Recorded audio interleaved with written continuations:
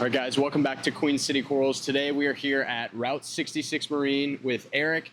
He's going to be showing us through this wholesale facility. It's really nice, really clean, one of the cleanest that I've seen. I'm really excited to show you guys around. So let's go. Let's do it.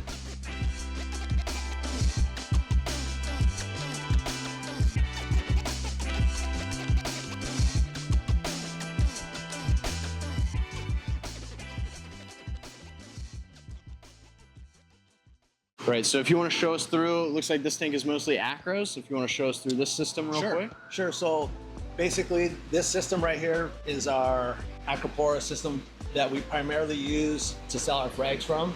We have a quarantine process that goes through multiple systems, and they'll come through here to get their colors. Yeah. You know, and this is where we sell them from. So it's acting somewhat kind of like a mother tank until we get these other tanks ready. We're always changing what we're trying to figure out what is best, and we're learning that this is not going to be ideal for mother colonies. Yeah. So we're going to have to set up some separate systems. Gotcha. That are deeper, and so we can just primarily use this for frags. So we're always evolving. Yeah. So it seems like you have a lot of acros. Would you say that's kind of like your focus or your favorite pieces? Absolutely favorite. Yeah. Absolutely. Yeah. I'm a stickhead. Yeah. Been a stickhead. Me too. Yeah. You know, didn't start out that way, but you know, they're challenging. Yeah. So they challenge you in every way. They'll test you. They'll battle test you. Oh yeah. But just the gratification of being able to succeed. Yeah. I just love them. They look fantastic. What parameters are you running? Nitrates, phosphates, calcium alkalinity? I would say we're more in the range. So we're always trying to be between 7.5, 8.5 alkalinity. Okay.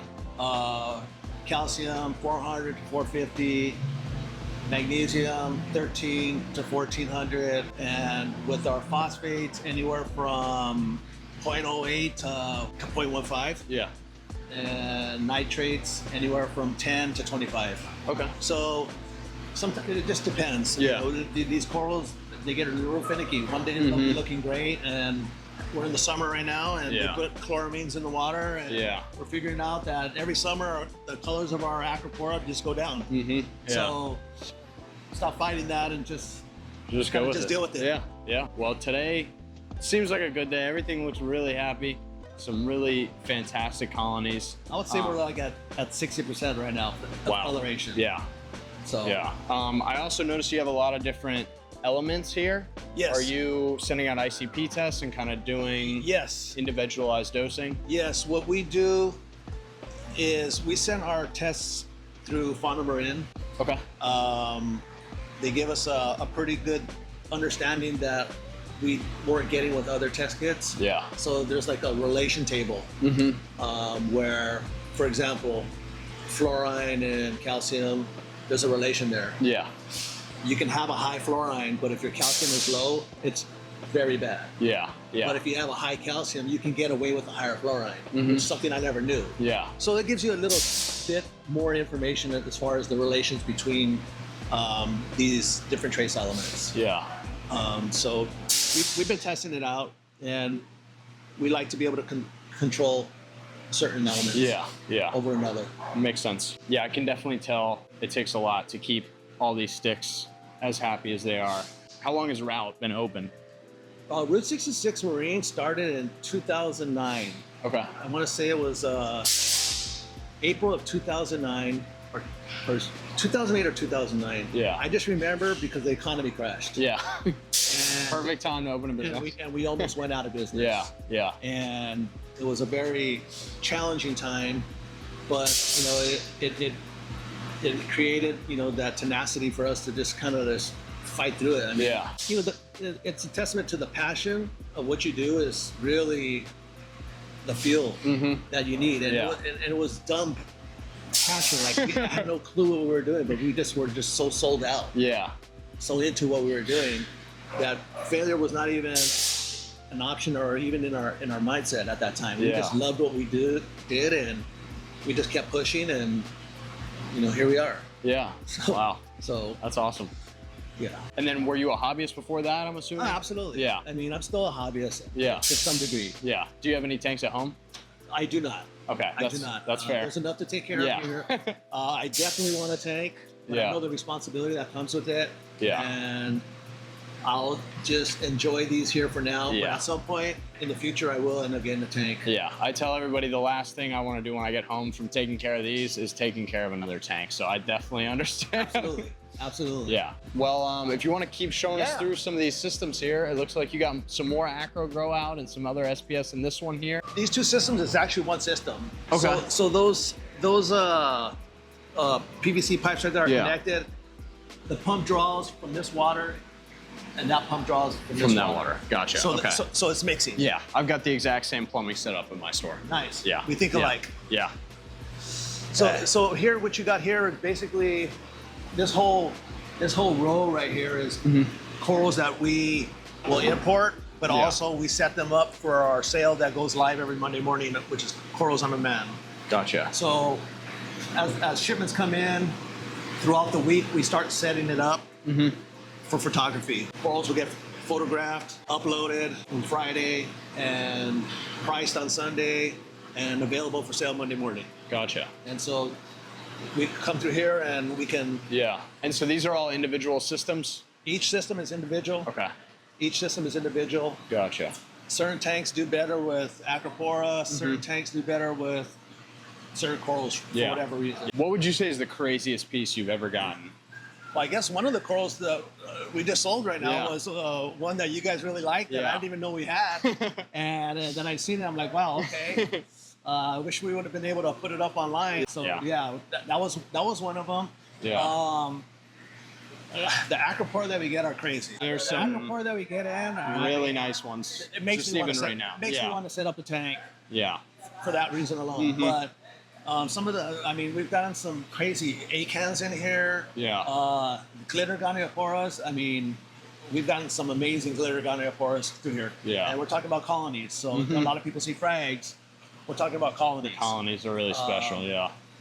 Certain zoanthids. I mean, you name it. I mean, there's a lot, and actually too many to even remember. Yeah. I understand that. Yeah. So you've kind of got all your for sale corals here in these tanks. Yes. And then moving back here. Same. Okay. So it doesn't end. This whole row here is incoming. Okay. And for sale. Gotcha. So incoming, if it's not ready, it's not going to be for sale. Just sits, and then the next week. It could be the next week or the week after. Yeah. It comes in here, but then it'll go right here into these back tanks here. Yeah. So we have these hospital systems. Okay. And mostly all the Euphilia always go in there. Yeah. The Euphilia will always go in there first for a week or two. Yeah. And then we'll put them out and start selling them. Yeah. Some of the other systems that the corals come in and they're not looking good at all. They'll go in there. Yeah. Some make it out, some don't. Do you run any sort of treatments on these? Yes.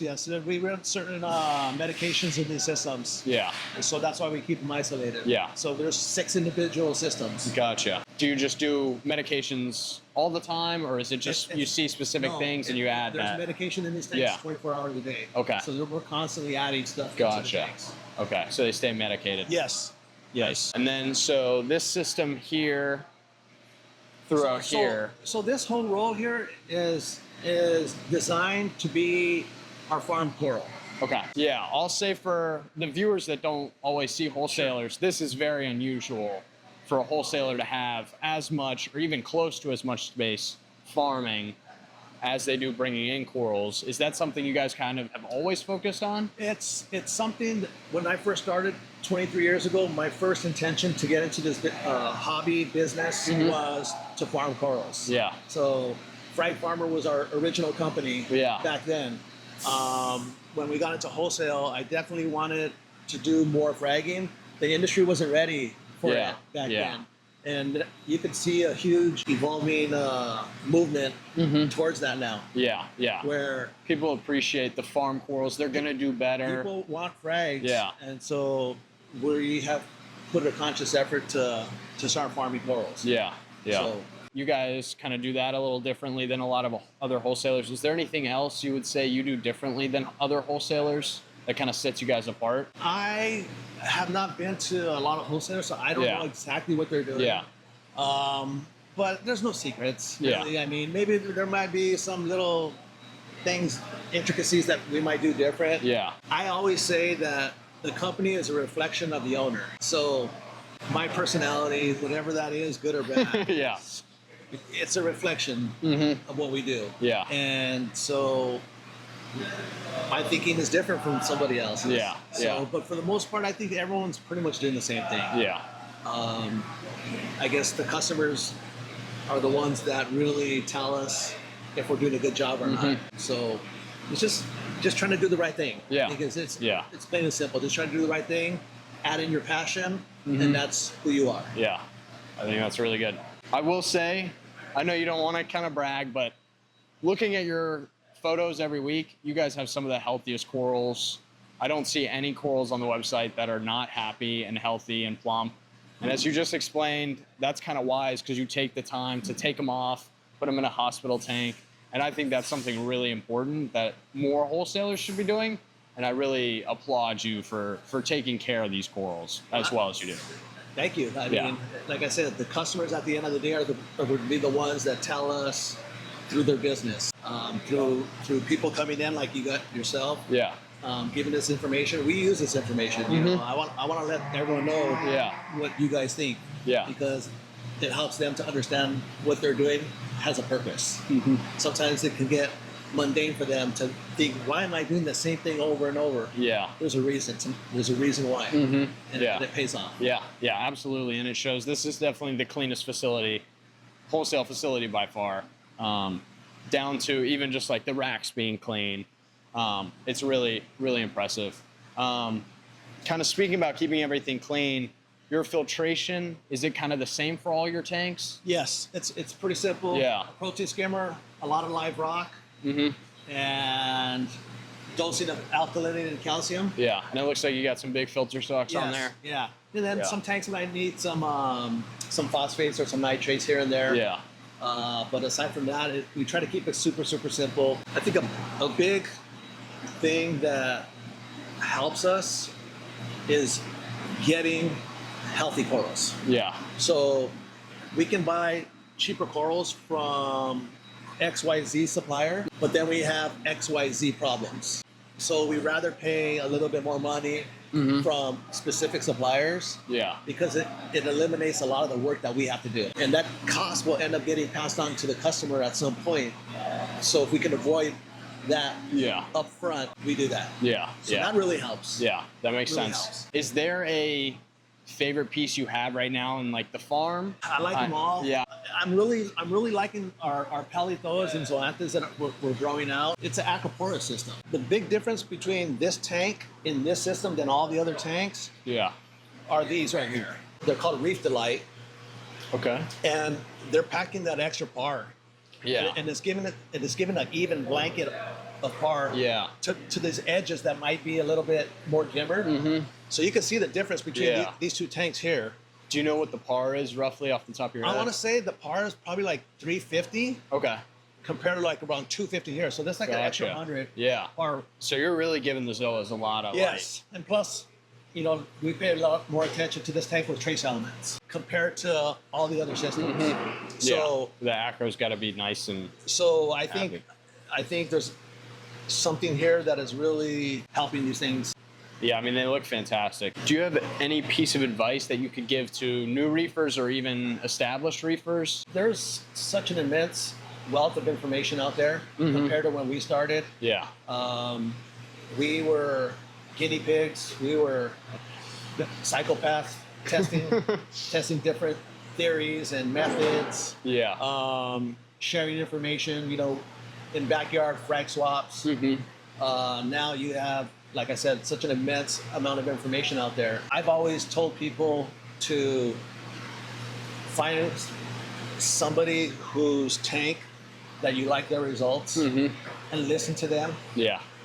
And try to have the discipline and patience to kind of see things and follow it through. You might want to look underneath the hood of their engine, the tank. Yeah. And if there's all this equipment in there that you don't want to purchase or maintain, then maybe what he's doing is not for you, or whatever she's doing is not for you. Yeah. There's a very simple way on how to do this. You don't need all the gadgets.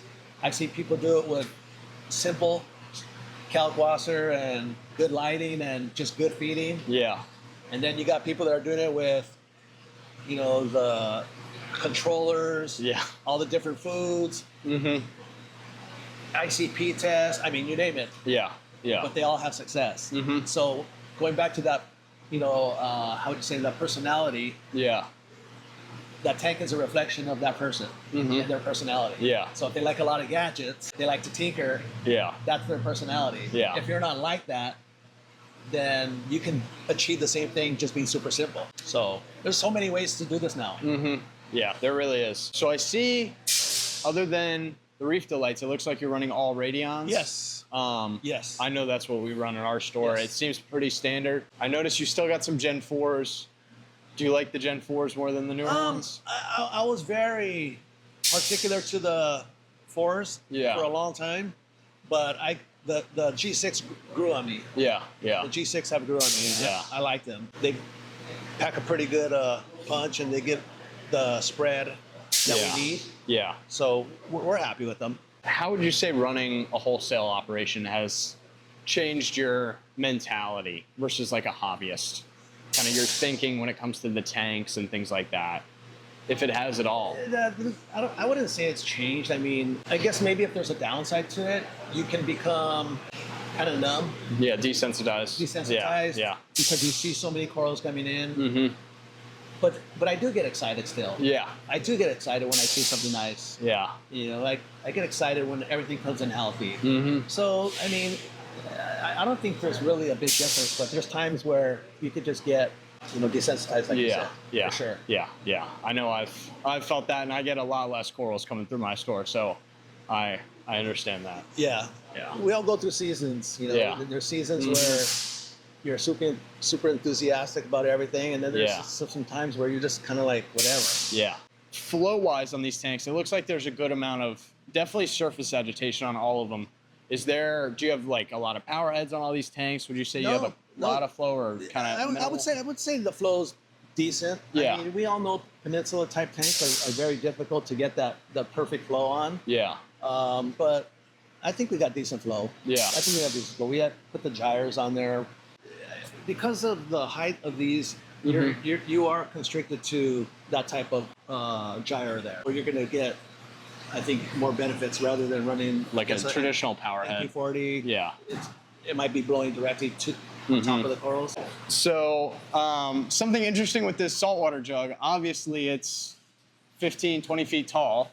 Our jug, we pour salt directly into there. You guys do something a little different here? Yeah, we have a connection here to where our saltwater gets delivered to us. He drives out, parks in the street, sends almost like a fire hose. Yeah. Connects it, fills it up, has a conversation with the guys while it's filling up, and then he goes on his merry way. Yeah. So you guys are getting natural seawater? We get natural seawater. Okay. But then we put a UV sterilizer on the bottom, so it's getting treated through that. Yeah. And then we'll test it to see if it needs any alkalinity or calcium, and then we'll top it off. Yeah. I mean, obviously, it seems to be working very well for you guys. Is there a reason you decided to go with that instead of mixing your own water? Cheaper. Yeah. Easier, less labor. Yeah. And it works. Yeah. I mean, you always get the perfect salinity, so you don't have to worry. I wouldn't say it's perfect. Yeah. So we sometimes will have to add salt to it. Yeah. So during the rainy season, it gets diluted a little bit, so we'll have to add. When you do add salt, what brand salt do you use? I want to say we're using reef crystals. Okay. Reef crystals. Yeah. Nice. And then this is your packing station over here. Yes. Are these valves for water from the systems? Yes. Or air? It's water that we use to kind of acclimate certain corals. Gotcha. Okay. And then it looks like you guys use oxygen for filling up the bags. And then you guys have all the lines plumbed directly into the tanks. We have lines that go all the way around for RODI water and salt water. And there's valves that they just open up to fill up whatever tank. Yeah. Nice. Instead of carrying around jugs all day. Yeah. All right. So this system right here was definitely one of the nicest and one that I was definitely drawn to. And Eric said that you're the guy who takes care of it. Do you want to introduce yourself and kind of explain this system a little bit? Cool. Okay, so my name is Christian. I've been working here at Route 66 for about 4 years now. Yeah, so this system took me a bit to kind of get up there into the mature level because I did start off with dynos and stuff like that, the regular stuff. Yeah. And slowly but surely, coral started growing and coloring up. Yeah. I notice a really nice mix of things here. Is there a specific type of coral that's kind of your favorite, or kind of change week to week? I don't necessarily have a favorite type of coral, but I do like the variety that zoas have to offer. Yeah. Chalice as well, but I can't say they're my favorite. Yeah. So I mean, as far as that goes, I mostly look for color and contrast. Okay. So how long have you been in the hobby? I've been in the hobby maybe about 5 years now. Okay. So not too long. Yeah. Do you have a tank at home? I do have a tank at home. There was one point when I had 6 tanks at home. But, slowly I started to cut down a little bit because there was a lot of space in my room. Yeah. And now I'm down to two reef tanks and 1 macroalgae tank. Okay, nice. What do you keep at home mostly?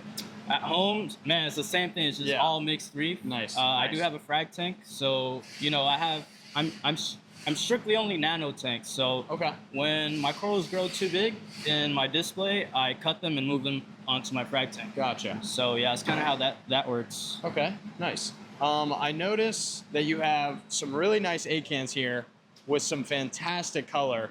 Is there anything you do special for the acans to get them to look this good? All I do, I think the number one thing is feeding. I do feed reefroids. Okay. And I think that's what keeps them nice and fluffy too. Yeah. Along with the nice color. Yeah. I do have this light here, this radion, pretty low as far as height. Yeah. At full intensity. So wow. Highlight, a lot of food, and that's what keeps them nice and happy. And I do have this cage here to protect them from any fish trying to steal their food. Yeah. So, I do target feed my acans. I target feed my chalices, and that's pretty much it. So what nitrates, phosphates, calcium alkalinity are you running on this system? Okay, so calcium right now I have it around 480. Okay. Alkalinity 8.6. Magnesium it bounces around from 1350 to like 1385, I want to say. Okay. Nitrates I believe are mid-20s. Phosphates around the same. Okay. Yep. Nice. I noticed your calcium's a little on the higher side, 480. Is there something you've kind of noticed with doing that higher calcium, or has it just been kind of some you stuck with? I kind of just stuck with it because it did. So we use ATI Essentials Pro. Okay. Which is a 2-part system. Yeah. And the second part was kind of hard to juggle with as far as my calcium and magnesium levels. Yeah. Mostly my magnesium. I did have to depend on BRS magnesium just to kind of keep my magnesium up. So I found this steady dosage where I keep my calcium at the 480, which keeps my magnesium at that level because it would drop to 1200. Gotcha. And my torches were not looking so good. Yeah. Okay. Well, obviously it's working because everything looks very, very happy in here. Yes. I'm not going to make you pick a favorite coral, but if you could pick your top 3 favorite corals, what do you think they would be? Out of these 3 tanks? Yeah.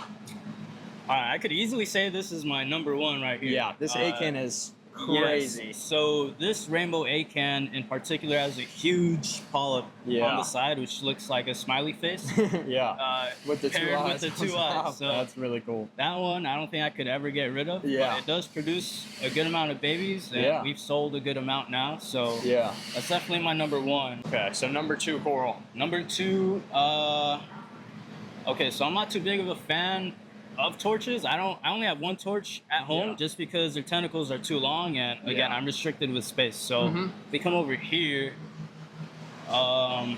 we do have this special grafted torch here that is almost, I want to say it's like it's obviously half Holy Grail, tip Holy Grail. The other half maybe Nyx or something like that around those lines, but that's definitely a jaw dropper. Yeah, one of a kind piece for sure. Yes, and for my 3rd one, man, it definitely has to be one of these mushrooms over here.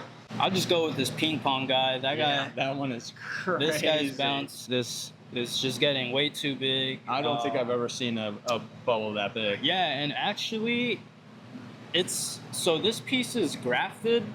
Yeah. Well, I don't know if you could say grafted, but it's definitely two different colors. So the bubble is covering it, so it's hard to show. But Yeah. there's like a pizza slice that is orange, and the rest is more of like a red. But Interesting. under lower light, the mushroom kind of extended more and lost that strong color. But we Yeah. did get that bounce. Yeah. And yeah, so that's why I choose that one as my number 3. Yeah. I noticed you have a lot of these deep water Yumas that a lot of people can struggle with sometimes. Is there anything kind of special you do for those guys? I'd say when we first get them in, because we do obviously get wild imports. Yeah.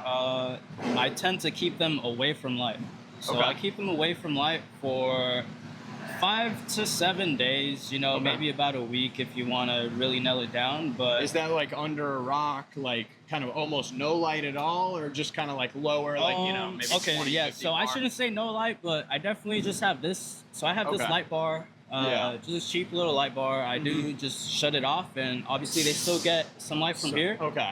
So Almost no light. almost basically. no light, No yeah. direct light And for if sure. I can, I'll just shove them in little corners around the systems, Yeah. and they tend to like that a little more. Yeah. But yeah, as far as that goes, it's just about the light. You need to let them settle in. Yeah. They do tend to spit out a little bit of their zoanthely at first, just to get used to your water. Yeah. But it's nothing too special.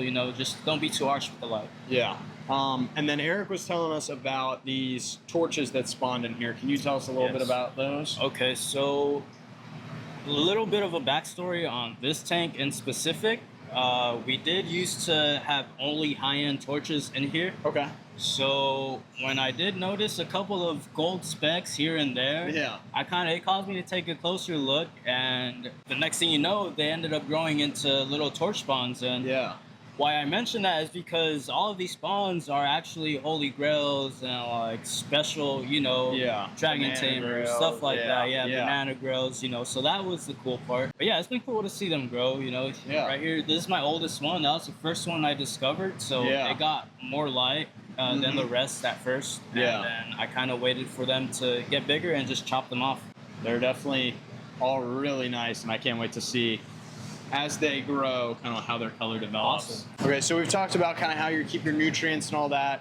How does your guys' filter work? If you want to kind of go through the sump and the different parts you've got filtering your water here. Yeah, okay. So as you can see on that side, we have this human-sized protein skimmer. Yeah. We do clean these once a day, every Yeah. day. I was gonna say, look, these are some of the cleanest skimmers I've Yes, seen. and there's a good amount around the Yeah. whole warehouse. You could only imagine how bad they smell. Yeah. But yeah, pretty much all we have going on for filtration is this skimmer and then the live rock.